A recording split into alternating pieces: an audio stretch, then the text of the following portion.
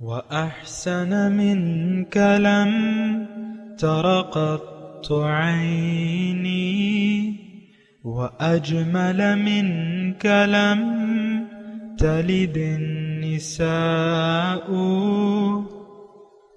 خلقت مبرأ من كل عيب، خلقت مبرأ من كل عيب، كأنك قد خلقت كما تشاء.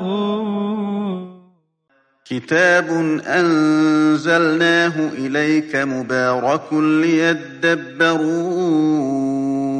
آياته وليتذكر أولو الألباب. یہ کتاب برکت والی ہے جسے ہم نے آپ کی طرف نازل فرمایا ہے تاکہ دانش مند لوگ اس کی آیتوں میں غور و فکر کریں اور نصیحت حاصل کریں۔ اللہم صلی علی سیدنا محمد وعلی آل سیدنا محمد بعدد کل ذرۃ مئۃ الف الف مرۃ۔ سامعین و ناظرین اکرام، السلام علیکم ورحمۃ اللہ وبرکاتہ۔ سامعین اکرام، سورہ نحل درس نمبر 1152 آیت نمبر 61۔ آج کا موضوع کیا ہماری سمجھ الٹی ہو چکی ہے؟ اس کے ساتھ آج کے سبق کا آغاز کرتے ہیں۔ سب سے پہلے گزشتہ سبق کا اعادہ ہوگا۔ اعوذ باللہ من الشیطان الرجیم۔ پناہ مانگتا ہوں میں اللہ کی شیطان مردود سے۔ بسم اللہ الرحمن الرحیم۔ شروع اللہ کے نام سے جو بڑا مہربان نہایت رحم والا ہے۔ وَيَجْعَلُونَ لِمَا لَا يَعْلَمُونَ نَصِيبًا مِّمَّا رَزَقْنَاهُمْ تَاللَّهِ لَتُسْأَلُنَّ عَمَّا كُنتُمْ تَفْتَرُونَ۔ اور ہمارے دیے ہوئے مال میں سے ایسی چیزوں کا حصہ مقرر کرتے ہیں جن کو جانتے ہی نہیں۔ کافرو، خدا کی قسم کہ جو تم افطرا کرتے ہو اس کی تم سے ضرور پرسش ہوگی۔ وَيَجْعَلُونَ لِلَّهِ الْبَنَاتِ سُبْحَانَهُ وَلَهُم مَّا يَشْتَهُونَ۔ اور یہ لوگ خدا کے لیے تو بیٹیاں تجویز کرتے ہیں اور وہ ان سے پاک ہے، اور اپنے لیے بیٹے جو مرغوب و دل پسند ہیں۔ وَإِذَا بُشِّرَ أَحَدُهُم بِالْأُنثَىٰ ظَلَّ وَجْهُهُ مُسْوَدًّا وَهُوَ كَظِيمٌ۔ حالانکہ جب ان میں سے کسی کو بیٹی کے پیدا ہونے کی خبر ملتی ہے تو اس کا منہ غم کے سبب کالا پڑ جاتا ہے، اور اس کے دل کو دیکھو تو وہ اندھوناک ہو جاتا ہے۔ يَتَوَارَىٰ مِنَ الْقَوْمِ مِن سُوءِ مَا بُشِّرَ بِهِ أَيُمْسِكُهُ عَلَىٰ هُونٍ أَمْ يَدُسُّهُ فِي التُّرَابِ أَلَا سَاءَ مَا يَحْكُمُونَ۔ اور اس خبر بد سے جو وہ سنتا ہے لوگوں سے چھپتا پھرتا ہے اور سوچتا ہے کہ آیا ذلت برداشت کر کے لڑکی کو زندہ رہنے دے یا زمین میں گاڑ دے۔ دیکھو یہ جو تجویز کرتے ہیں بہت بری ہے۔ لِلَّذِينَ لَا يُؤْمِنُونَ بِالْآخِرَةِ مَثَلُ السَّوْءِ وَلِلَّهِ الْمَثَلُ الْأَعْلَى وَهُوَ الْعَزِيزُ الْحَكِيمُ۔ جو لوگ آخرت پر ایمان نہیں رکھتے انہی کے لیے بری باتیں شائع ہیں، اور خدا کو صفت اعلیٰ زیب دیتی ہے، اور وہ غالب حکمت والا ہے۔ سامعین اکرام، سورہ نحل آیت نمبر 61۔ بلو یؤاخذ اللہ الناس بظلمہم ما ترک علیہ من دابہ۔ اگر اللہ تعالیٰ لوگوں کو ان کی بے انصافی پر پکڑے فوراً تو زمین پر کوئی جاندار باقی نہ رہے۔ ولیکن یؤخرہم الی اجل مسمی، لیکن اللہ تعالیٰ ایک مقرر مدت مقرر تک انہیں مہلت دیتا ہے۔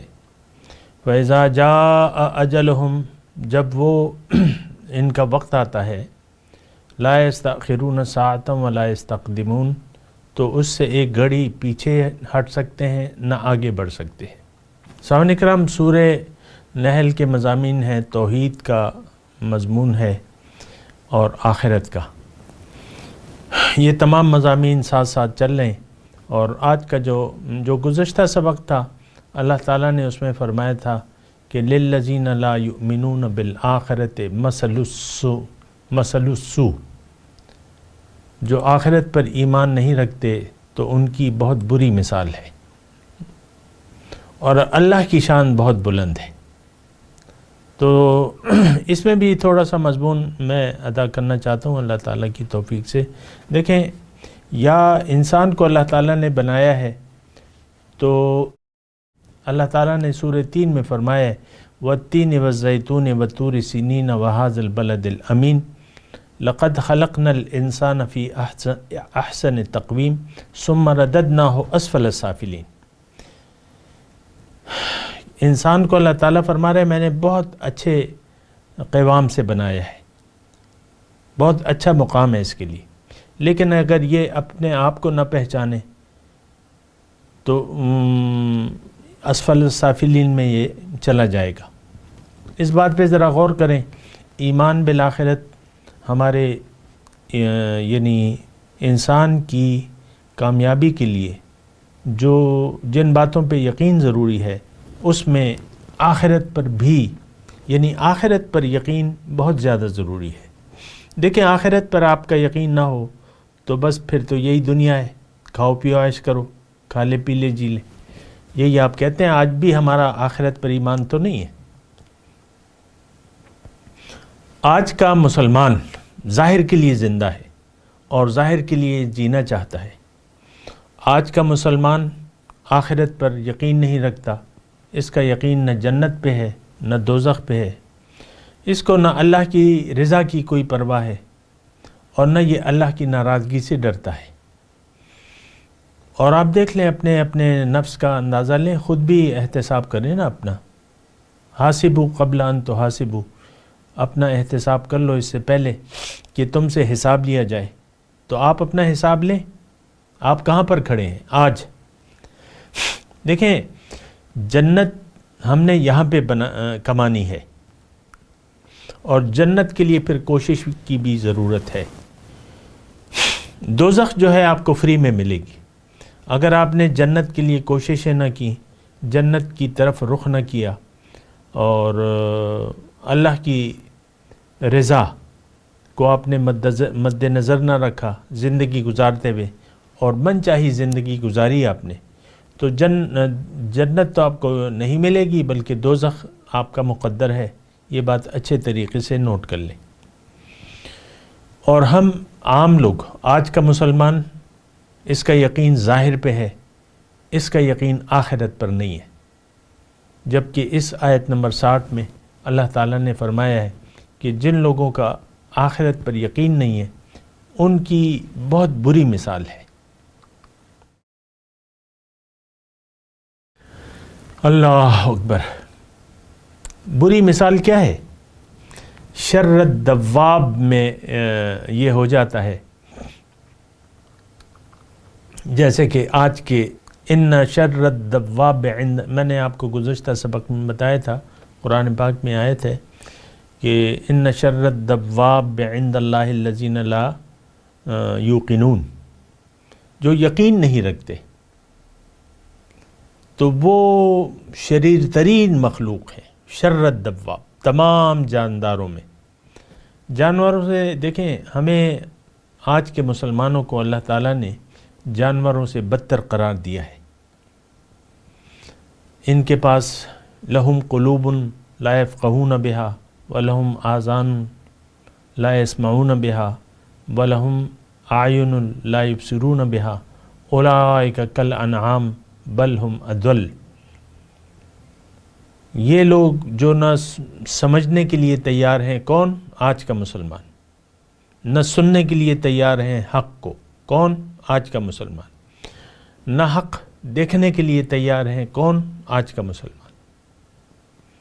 پھر اللہ تعالیٰ نے فرمایا ہے کہ جو یہ تین کام نہیں کرتے، نہ سمجھتے ہیں، نہ سننے کی کوشش کرتے ہیں، نہ حق کو پہچاننے کی کوشش کرتے ہیں، تو یہ جانوروں سے بھی بدتر ہیں۔ بہت بری مثال ہے، جانوروں سے بھی بدتر۔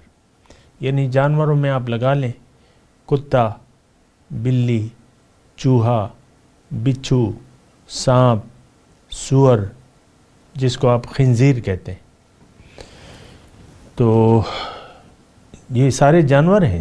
یہ دیکھیں شر الدواب کہا ہے اللہ تعالیٰ نے، شریر ترین مخلوقات میں شریر ترین مخلوق وہ ہیں جو یقین نہیں رکھتے۔ ان لفظی ترجمہ کہہ رہا ہوں میں، تفصیل نہیں بیان کر رہا کہ آپ کہیں یہ نہ سمجھیں کہ یہ اپنی طرف سے کچھ لگا رہا ہے نا، اضافہ کر رہا ہے، نہیں ایسی بات نہیں ہے۔ شریر ترین مخلوق لفظی ترجمہ اللہ کے نزدیک وہ جو یقین نہیں رکھتے۔ اب انسان یقین نہیں رکھتا کس پہ؟ حقیقت پر۔ حقیقت کیا ہے؟ اللہ، اللہ کے رسول، آخرت، یہ تین بنیادی عقائد ہیں۔ اللہ معبود واحد ہے، رسول صلی اللہ علیہ وسلم قابل اطاعت ہستی ہیں، اور آخرت ضرور واقع ہونے والی ہے۔ ہمارا ان تینوں چیزوں پر یقین نہیں ہے، تو پھر میں وہ گدھا، وہ جو جانور ہیں، جو دابہ ہیں، جو زمین پہ چلتے ہیں، ان میں گدھا ہے، ان میں کتا ہے، ان میں چوہے ہیں، اور اس میں خنزیر ہے۔ یہ سب عام طور پہ آپ کہتے ہیں نا، کبھی کسی کو الو کہہ دیا، کبھی کسی کو گدھا کہہ دیا، کبھی تمہاری آنکھ میں سور کا بال ہے۔ مختلف آپ لوگوں نے القابات ایک دوسرے کے لیے بناتے ہیں یا مقرر کرتے ہیں، تو ان سب سے شریر ترین مخلوق، ان شر الدواب، شریر ترین مخلوق، بدترین مخلوق، جن کا یقین نہیں ہے۔ تو دیکھیں آخرت پر یقین، جو تین یقین ہیں جو بہت زیادہ ضروری ہیں، جو اللہ تعالیٰ قرآن میں بار بار ان کو بیان کرتا ہے، بار بار بیان کرتا ہے، وہ بہت زیادہ یقین ہے اس میں۔ اور اللہ تعالیٰ نے جو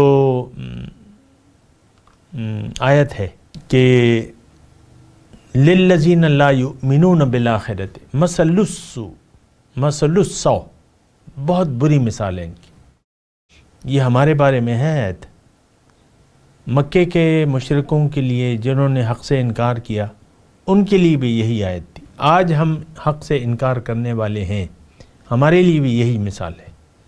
اللہ پہ، اللہ کے رسول پہ، اللہ کی توحید پر۔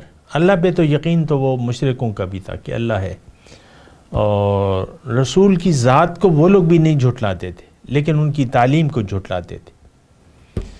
تو ہم تو ان کی ذات سے انکار نہیں کرتے، رسول کی ذات سے، اور اللہ سے بھی انکار نہیں کرتے۔ تو یہ انکار تو مشرک بھی نہیں کرتے تھے۔ ابو جہل نے کہا تھا اے محمد ہم آپ کو نہیں جھٹلا سکتے، جو تعلیم ہے اس کو ہم جھٹلاتے ہیں، تو ہم تو تعلیم کو جھٹلانے والے ہیں۔ اللہ کے رسول کیا لائے ہیں؟ ہدایت لے کے آئے ہیں آسمان سے، اللہ کی ہدایت، اس کو ہم نہیں مانتے۔ اور بہت شرمناک طریقہ ہے ہمارا، بہت رویہ، ایک بے غیرتی کا رویہ ہے کہ اللہ کی کتاب سے ہم نے منہ موڑ لیا ہے، اس کو چھوڑ دیا ہے، اس سے ہم ہدایت لینے کے لیے تیار نہیں ہیں۔ اور اس میں کوئی دیکھیں ایسی وہ بات نہیں ہے کہ آپ یہ کہیں کہ بھئی یہ تو خراب زبان استعمال کر رہا ہے، نو، ایسی بات نہیں ہے، یہ واقعتاً ایسا ہے، واقعتاً ایسا ہے، تو ایسا ہونا نہیں چاہیے۔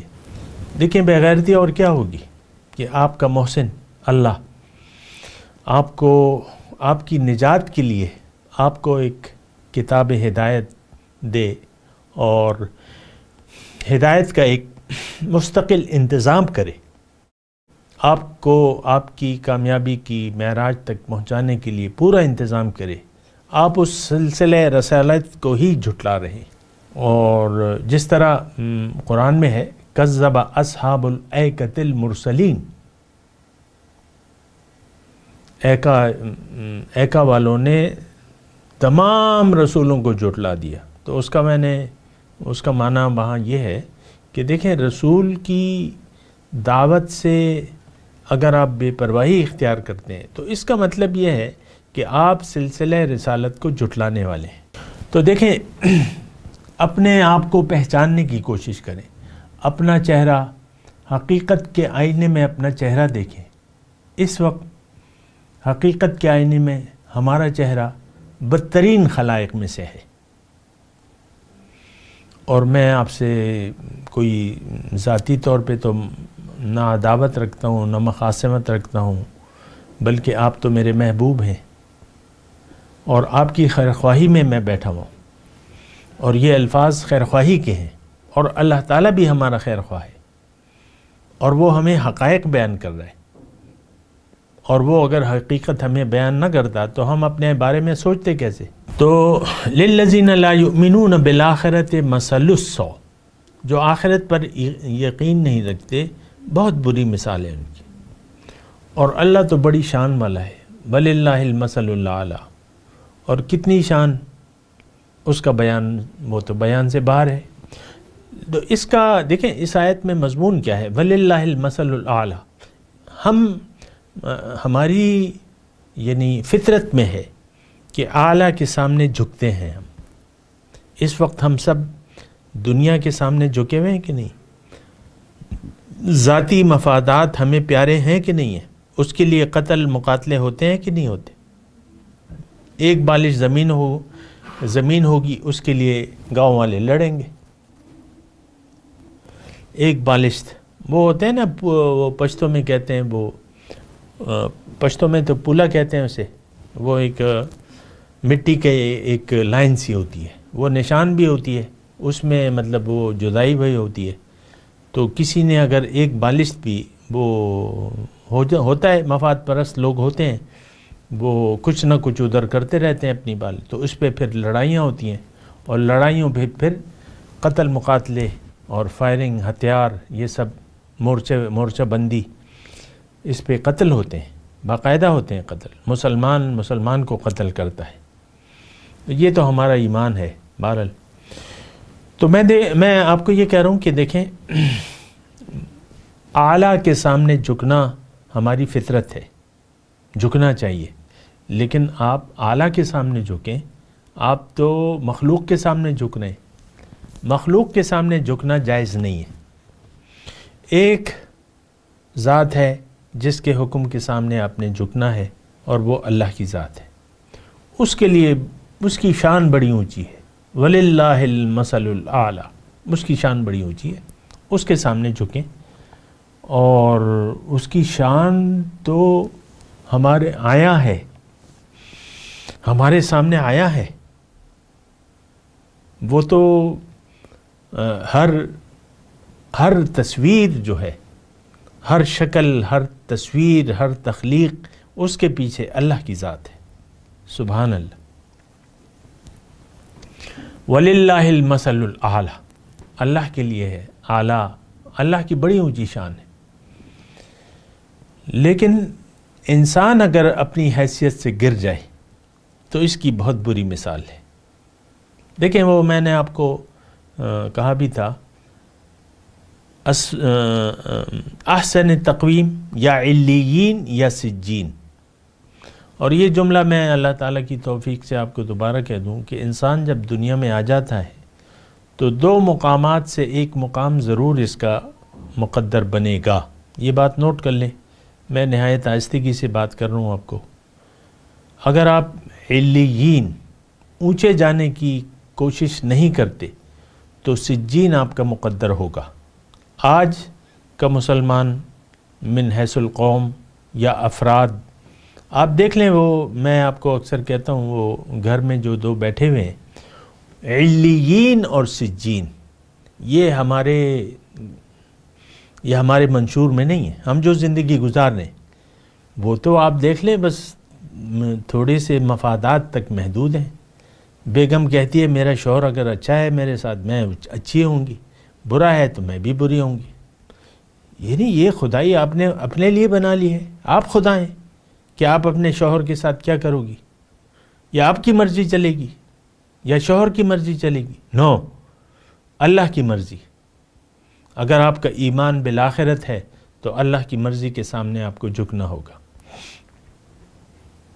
اور نفس کی اطاعت نہیں کرنی آپ نے. لیکن ہم تو جھک گئے. تو جھکا جب غیر کے آگے، نہ تن تیرا نہ من تیرا. ہم تو غیر ہے. نفس کیا ہے؟ یہ غیر ہے آپ کا، جو آپ کو برائی پر آمادہ کرتا ہے، جو آپ کو گناہ پر آمادہ کرتا ہے. گناہ کیا ہے؟ کہ اللہ کی نافرمانی کرو. ہم تو گناہ کو دیکھیں، ہماری سمجھ تو بڑی محدود سی ہے، اور ہم تو بس ایک محدود زندگی گزار رہے ہیں، اور بڑی ہی بہرحال وہ اپنے مسائل ہیں. لیکن اگر آپ دیکھیں اور سنیں تو بات جو ہے بڑی خراب ہو گئی ہے. وَلِلَّهِ الْمَثَلُ الْأَعْلَى وَهُوَ الْعَزِيزُ، وہ غالب ہے، زبردست ہے، بے مثل غالب. العزیز بے مثل غالب. تو بے مثل غالب کے سامنے جھکنا چاہیے، اسی کے سامنے دامن پھیلانا چاہیے.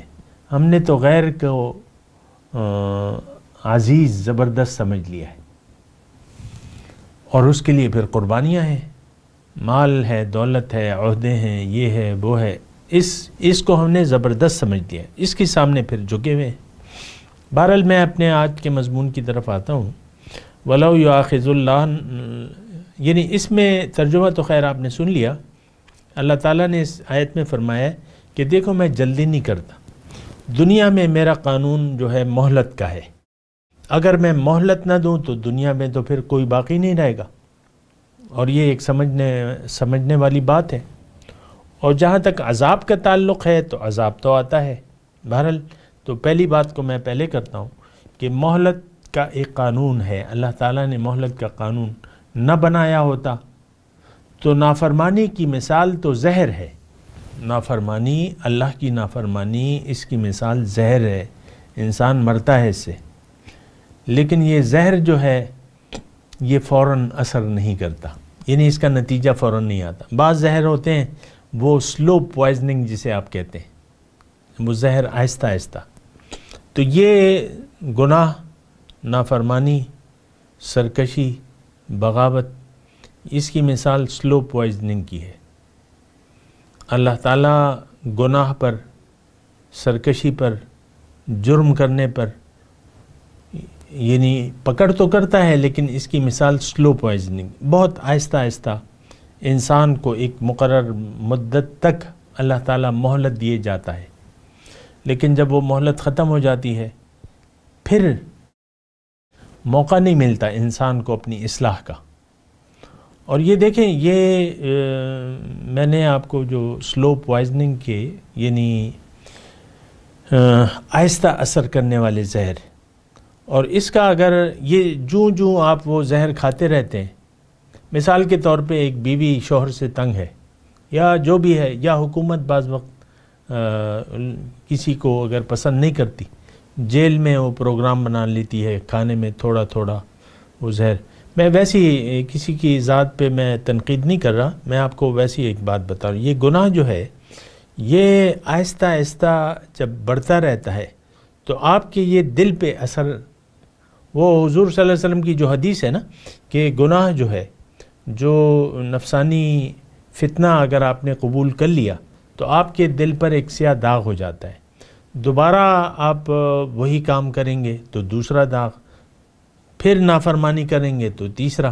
اس طرح آہستہ آہستہ دل ایسا ہو جاتا ہے، ایک مقام ایسا آتا ہے کہ دل بالکل سیاہ ہو جاتا ہے، پھر یہ کوئی اثر قبول نہیں کرتا. وہ حدیث کا مفہوم یہ ہے. تو اللہ تعالیٰ کا قانون ہے مہلت کا، اور ہم اس مہلت کے قانون سے غلط فائدہ اٹھاتے ہیں. اللہ تعالیٰ نے کسی کو مثال کے طور پہ کسی نے کوئی کاروبار شروع کیا، کارخانہ، یا کوئی ڈاکٹر ہے اس کی پریکٹس چل نکلی، یا کوئی دکاندار ہے اس کا کام چل نکلا، اور پیسوں کی برسات ہونے لگی، اور یہ ہوا وہ ہوا، تو پھر یہ تو پھر یعنی ظاہر کے دھوکے میں آ جاتا ہے نا. چلو خوش ہوتا رہتا ہے، یہ وہ، یہ میں آپ کو مثال دے رہا ہوں. اور پھر یہ غافل ہو جاتا ہے، اور پھر یہ اللہ تعالیٰ کی دی ہوئی مہلت کا غلط مطلب لیتا ہے. مثال کے طور پہ کوئی رشوت لے رہا ہے، ایک راشی افسر ہے، ایسے تو بہت ہیں پاکستان میں. ہر افسر، اکثریت جو ہے وہ رشوت خور ہے، کرپٹ ہے. یہ تو بین الاقوامی طور پہ مسلمہ بات ہے. تو رشوت لے لی، انسان پہلی رشوت جو ہے وہ لیتے ہوئے تھوڑا سا ہچکچاتا ہے، لیکن جب وہ اس کا عادی بن جاتا ہے اور اللہ تعالیٰ کا قانون مہلت ہے تو پھر یہ اس پر خوش ہونے لگتا ہے اور دلیر ہونے لگتا ہے۔ اللہ تعالیٰ اس کی پکڑ نہیں کرتا، قانون تو مہلت کا ہے۔ تو یہ ہوتا ہے کہ دل کی حالت اس کی بالکل بدل جاتی ہے، اس کا دل سیاہ ہو جاتا ہے، اس کی عقل الٹی ہو جاتی ہے۔ عام طور پہ آپ دیکھ لیں یہ معاملہ جو ہے یہ صرف افسروں اور یہ اس پر آج ہر مرد و زن پہ یہ معاملہ لاگو ہے۔ ایسی عورتیں موجود ہیں، ایسے مرد موجود ہیں جو نہ کوئی کاروبار کر رہے ہیں، عورتیں گھر میں بیٹھی ہوئی ہیں، مرد جو ہے جو بھی کر رہے ہیں، لیکن ان کے دل کالے سیاہ اور پتھر کی طرح سخت ہو چکے ہیں۔ یہ کوئی اہل نظر ہے، عام طور پہ تو ہم اس نظر جو اہل نظر ہیں ان کو پتہ چلتا ہے، بات چیت سے انسان کا پتہ چل جاتا ہے کہ اس کا دل کیسا ہے، باتوں سے پتہ چل جاتا ہے، باتوں سے خوشبو آتی ہے نا تو وہ پھر خوشبو بہرحال تو یہ ایسا ہے۔ یعنی اللہ کی دی ہوئی مہلت سے ناجائز فائدہ نہیں اٹھانا چاہیے۔ مختصر یعنی خلاصہ کلام یہ ہے، آپ گناہ نہ کریں۔ گناہ کیا ہے؟ اللہ کی نافرمانی۔ آپ دنیا کے دھوکے میں نہ آئیں ورنہ آپ کا حال برا ہوگا۔ پھر آہستہ آہستہ ضلال بعید، قرآن فرماتا ہے کہ یہ اولئک فی ضلال بعید، یہ دور کی گمراہی میں جا پڑے۔ یہ پوری آیت ہمارے لیے ہے، آج کے لیے ہے۔ اللہ تعالیٰ فوری طور پہ ایک بات نوٹ کر لیں، اللہ تعالیٰ آپ کے گناہوں پر فوری پکڑ نہیں کرتا، قانون مہلت ہے۔ وَلَٰكِن يُؤَخِّرُهُمْ إِلَىٰ أَجَلٍ مُّسَمًّى۔ لیکن جب وہ دیکھیں آخر زندگی کا تو اختتام ہونا ہے، لیکن جب موت کا وقت آتا ہے، یہاں مثال کے طور پہ میں فرض کر لوں موت، فَإِذَا جَاءَ أَجَلُهُمْ، تو پھر جو ہے انسان پچھتاتا ہے، کاش میں نے یہ نہ کیا ہوتا، کاش وہ نہ کیا ہوتا، کاش وہ نہ کیا ہوتا، تو اس وقت آپ کی توبہ بھی قبول نہیں ہوتی۔ عام طور پہ تو توبہ کی توفیق بھی نہیں ملتی، کیونکہ پتھر دل انسان ہو جائے، یہ بات ذرا نوٹ کر لیں، انسان کا دل اگر سیاہ ہو جائے، سخت ہو جائے اور اس پہ دل پہ زنگ لگ جائے یا مہر لگ جائے، اس سے توبہ کی توفیق سلب کر لی جاتی ہے۔ تو جیسا کہ ایک لوہے کی چھری ہے، اس کو آپ پانی میں رکھ دیں تو اس کا زنگ اس کو کھا لیتا ہے، تو اس کو تو پھر اپنا کام وہ چھوڑ دیتی ہے۔ یہ نہیں کہ اللہ تعالیٰ سلب کرتا ہے، یہ تو اس نے خود اپنے اوپر چھری چلائی ہے۔ ہم خود اپنے آپ کو جہنم کی آگ کے مستحق بنا رہے ہیں مختلف کاموں سے۔ ایک وقت ایسا آتا ہے کہ ہم مکمل جہنمی، دنیا میں جہنمی بن جاتے ہیں۔ پھر اس وقت یہ ہوتا ہے کہ سمجھ ہماری الٹی ہو جاتی ہے۔ آج بھی یعنی اس معاشرہ جو بھی مسلمان ہیں، ان میں سے اکثریت کی سمجھ الٹی ہے، تبھی تو یہ معاشرہ سدھر نہیں رہا، تبھی تو کوئی بات یعنی حق بات کوئی قبول کرنے کے لیے تیاری نہیں ہے، اور گناہ پر ہم اصرار کرنے والی قوم ہے۔ غلط بات ہے اور مہلت سے فائدہ نہیں اٹھانا چاہیے۔ میں تلاوت کرتا ہوں، میرے ساتھ دہرائیے۔ اعوذ باللہ من الشیطان الرجیم، بسم اللہ الرحمن الرحیم۔ وَلَوْ يُؤَاخِذُ اللَّهُ النَّاسَ بِظُلْمِهِمْ مَا تَرَكَ عَلَيْهَا مِنْ دَابَّةٍ وَلَكِنْ يُؤَخِّرُهُمْ إِلَىٰ أَجَلٍ مُّسَمًّى فَإِذَا جَاءَ أَجَلُهُمْ لَا يَسْتَأْخِرُونَ سَاعَةً وَلَا يَسْتَقْدِمُونَ۔ ترجمہ سنا دیں۔ وَلَوْ يُؤَاخِذُ اللَّهُ النَّاسَ بِظُلْمِهِمْ مَا تَرَكَ عَلَيْهَا مِنْ دَابَّةٍ، اور اگر اللہ لوگوں کو ان کے ظلم کی وجہ سے، ظلم کیا ہے؟ شرک، غیر کی اطاعت، یہ ظلم ہے، بے انصافی ہے۔ تو یعنی انصاف دیکھیں، یہ ایک الگ انشاءاللہ میں اس پہ بھی بات کروں گا، لیکن ابھی ما ترک علیہ من دابہ، تو زمین پر کسی جاندار کو نہ چھوڑے وہ.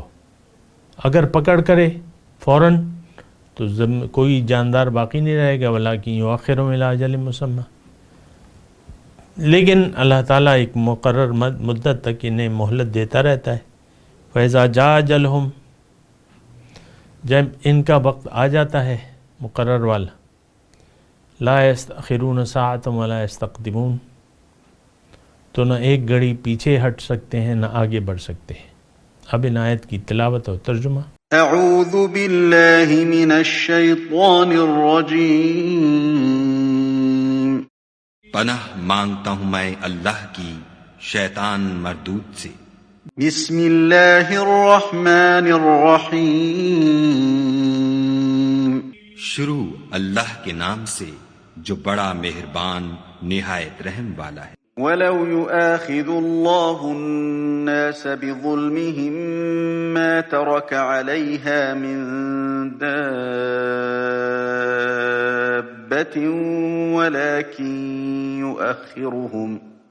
وَلَكِن يُؤَخِّرُهُمْ إِلَىٰ أَجَلٍ مُّسَمًّى فَإِذَا جَاءَ أَجَلُهُمْ لَا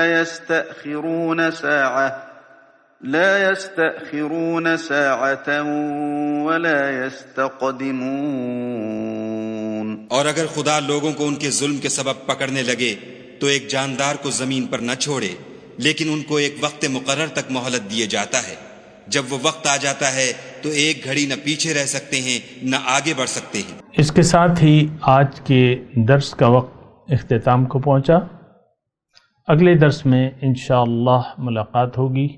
وآخر دعوانا ان الحمد للہ رب العالمین. مولاي صل وسلم دائما ابدا على حبيبك خير الخلق كلهم.